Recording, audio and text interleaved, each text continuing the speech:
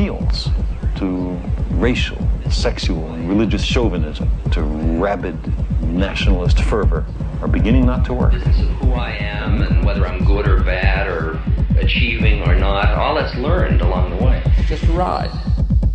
And we can change it anytime we want. It's only a choice. No effort, no work, no job, no savings of money. I realized that I had the game wrong. That the game was to find out what I already was.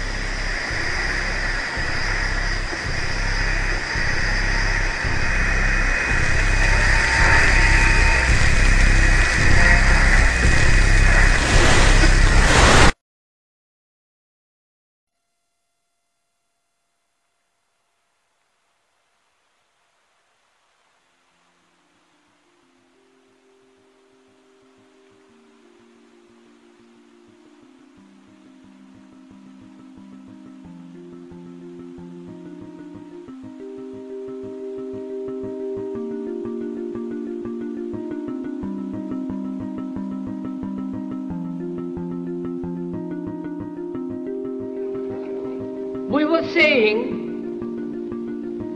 how very important it is to bring about in the human mind the radical revolution. The crisis is a crisis in consciousness,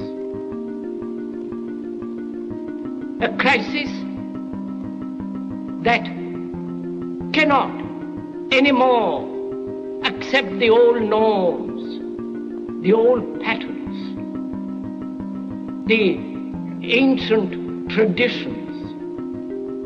And considering what the world is now, with all the misery, conflict,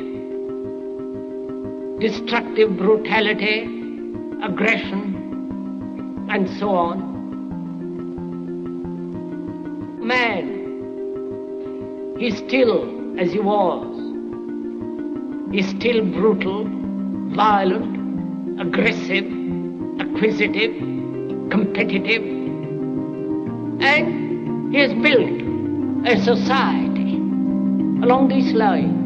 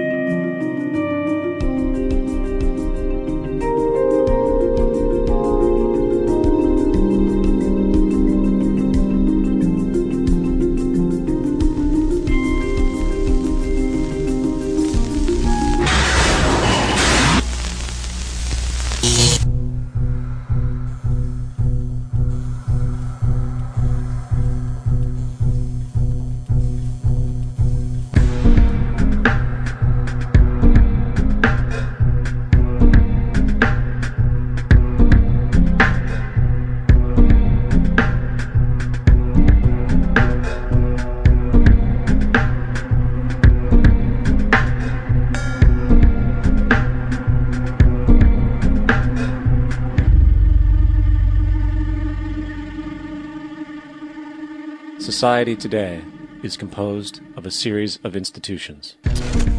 From political institutions, legal institutions, religious institutions, to institutions of social class, familial values, and occupational specialization.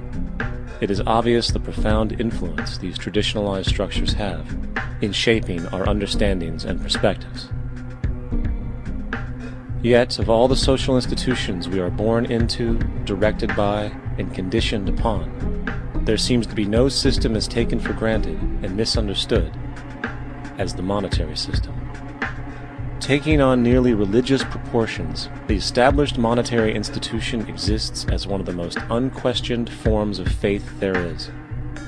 How money is created, the policies by which it is governed, and how it truly affects society are unregistered interests of the great majority of the population.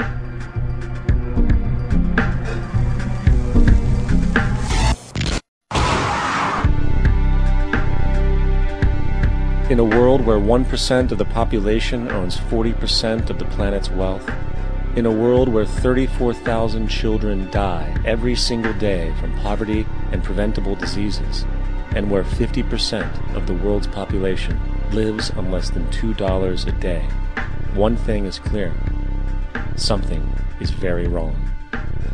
And whether we are aware of it or not, the lifeblood of all of our established institutions, and thus society itself, is money. Therefore, understanding this institution of monetary policy is critical to understanding why our lives are the way they are. Unfortunately, economics is often viewed with confusion and boredom. Endless streams of financial jargon coupled with intimidating mathematics quickly deters people from attempts at understanding it. However, the fact is, the complexity associated with the financial system is a mere mask, designed to conceal one of the most socially paralyzing structures humanity has ever endured.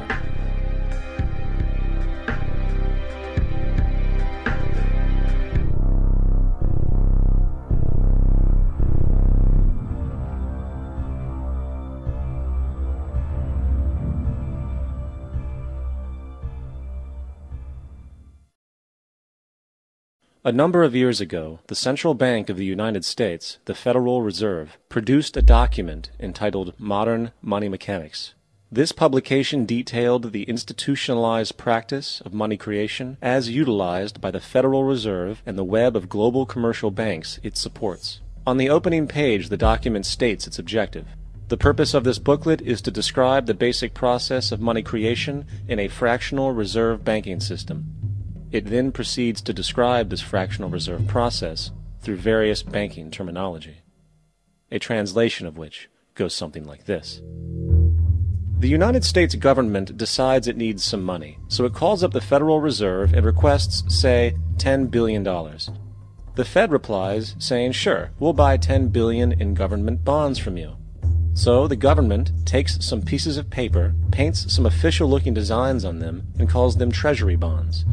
Then it puts a value on these bonds to the sum of $10 billion and sends them over to the Fed. In turn, the people at the Fed draw up a bunch of impressive pieces of paper themselves, only this time calling them Federal Reserve notes, also designating a value of $10 billion to the set. The Fed then takes these notes and trades them for the bonds. Once this exchange is complete, the government then takes the $10 billion in Federal Reserve notes and deposits it into a bank account. And upon this deposit, the paper notes officially become legal tender money, adding $10 billion to the U.S. money supply. And there it is. $10 billion in new money has been created. Of course, this example is a generalization, for, in reality, this transaction would occur electronically, with no paper used at all. In fact,